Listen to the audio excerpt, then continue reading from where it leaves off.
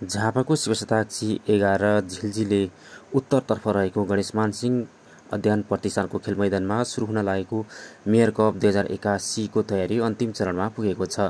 आयोजक शिवशताब्दी नगर खेलकुद विकास समितिका अध्यक्ष सुरज रिङ्गालुङ राईका अनुसार यही चैत्र 21 गते बिहिबारदेखि 28 गते बिहिबारसम्म सञ्चालन हुने मेयर कप 2081 को लागि तयारी अन्तिम चरणमा पुगेको हो। हाम्रो तयारीहरू सम्पन्न भएको छ। सबै कुराहरू हाम्रो स्टेज बन्ने कुराहरू पनि सकियो, गेटहरू पनि निर्माण भइसक्यो। अब हामी अन्तिम तयारीमा छौँ। अहिले ग्राउन्डको सरसफाइ गर्दैछौँ। ग्राउन्डलाई पानी हालेर चाहिँ हरिभरौ बनाएर लगभग हामी अन्तिम चरणमा आएका छौँ। हामी पर्सि ओपनिङको प्रतीक्षामा छौँ। अब अहिले मेयर कप हुने खेल मैदान धमाधम स्टेज निर्माण कार्य, खेल मैदान भिजाउने काम, सम्याउने र सरसफाइ गर्ने काम भइरहेको नगर खेलकुद विकास समितिका अध्यक्ष राईले बताउनुभयो।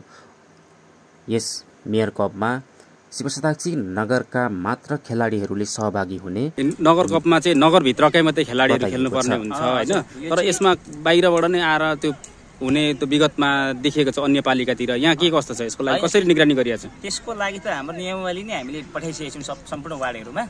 हाम्रो यो चाहिँ विशुद्ध नगरभित्रका मात्रै खेलाडीहरूले चाहिँ पार्टिसिपेट गर्नु पाउने छ। यो किनभने यो मेयर कप हो। मेयर कप भन्ने बित्तिकै यो चाहिँ पालिकाभरिको मात्रै खेलाडीहरूले चाहिँ यसमा पार्टिसिपेट गर्नु पाउने हुनेछ। अन्य जिल्लाहरूबाट अथवा अन्य पालिकाबाट चाहिँ बसेर आएको खण्डमा चाहिँ कम्तीमा 6 महिना अगाडि चाहिँ बसेर आएको हुनुपर्नेछ। अध्यक्ष राईका अनुसार इन्डोर खेल कवर्ड हलमा हुने बताइएको छ भने आउटडोर खेल गणेशमान सिंह अध्ययन प्रतिष्ठानको खेल मैदानमा हुने बताउनुभयो। मेयर कप 2081 मा football, volleyball, cricket, athletics, badminton र करातेका खेलहरू सञ्चालन हुनेछ।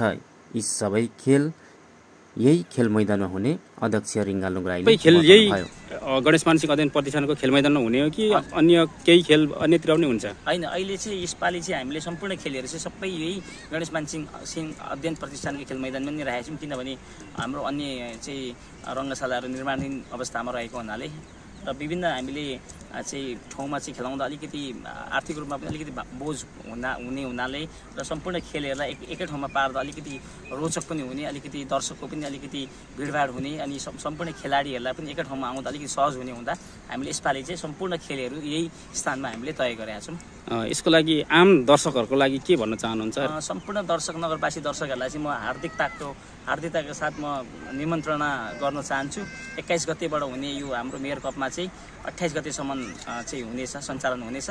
तसर्थ सम्पूर्ण नगरवासी मेरो आदरणीय आमा बुबा दाजुभाइ एवं दिदीबहिनीहरूलाई चाहिँ म हार्दिक निमन्त्रणा गर्न चाहन्छु। खेलमा आएर मनोरञ्जन गरिदिनु हुन र खेलाडीहरूलाई उत्साह हौसला प्रदान गरिदिनु हुन हार्दिक अनुरोध गर्दछु। हुन्छ, धन्यवाद। Thank you. न्यून आर्थिक स्रोत र उचित खेल मैदानको अभावले गर्दा सीमित स्रोत साधनबाट 6वटै खेलहरू सम्पन्न गर्नुपर्ने भयो।